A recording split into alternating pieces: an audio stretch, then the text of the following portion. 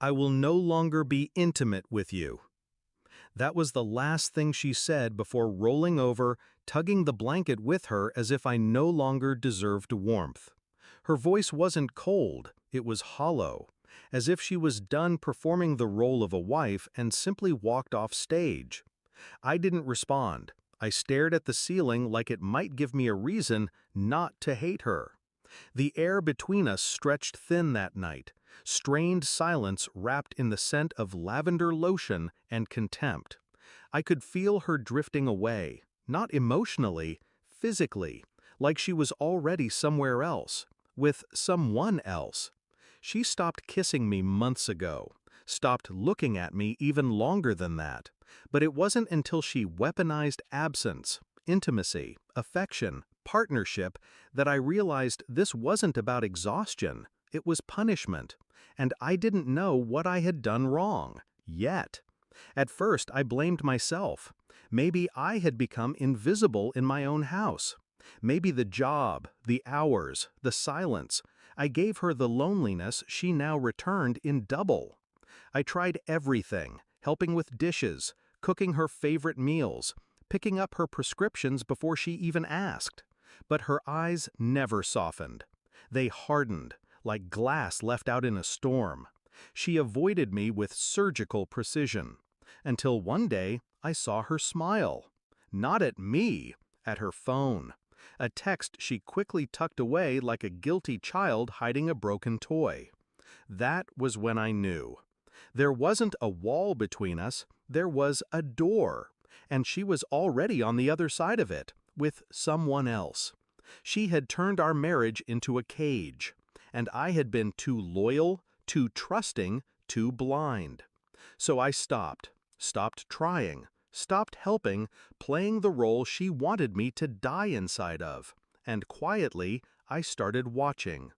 She never noticed how much I stopped doing, how quiet I became, how empty the house felt when I was around. I watched her screen light up at 2:14 a.m., the same name, again and again, always deleted by morning, always a little too careful. She never knew I pulled the cell records, that I found out who he was, someone from her gym, a man with too many tattoos and a divorce 2 years ago. She never knew I started recording phone calls, or that I had a friend in IT retrieve deleted messages. And I never confronted her. Not yet. I smiled, I nodded, I played dumb, because timing is everything. Revenge is never loud. It waits, calmly, like me. The truth came in black and white. Phone logs, message transcripts, a shared hotel reservation under her maiden name. She thought using a different email would protect her. She forgot I built her laptop. I knew every password before she did. I waited until her birthday. A dinner, candles, wine she liked. She walked in surprised, smiled, thinking maybe I was still trying. I handed her a small white envelope. She thought it was a gift. It was. She opened it and froze. Photos, messages, screenshots, printouts, evidence. A curated gallery of betrayal. She didn't speak. Her lips parted, but nothing came out. She blinked twice, then looked at me, waiting for rage. I gave her nothing, just a long, hollow stare. "Why?" she whispered. I didn't blink. "You already answered that," I said. I didn't shout, I didn't accuse, I didn't need to. The silence did all the talking. I watched her unravel in front of me, panic, shame, disbelief, all colliding like glass dropped in slow motion.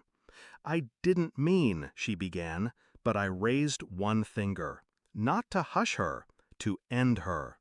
"I moved out this morning," I said quietly. "The lease is already signed, utilities transferred. My lawyer will be in touch." She staggered a step. What about the kids?" she choked. "I've already filed for custody, full custody." Her jaw trembled. I need help. I can't." "I know," I said. "You made that clear. when you said you'd never be intimate with me again. I realized I don't owe you anything. A pause.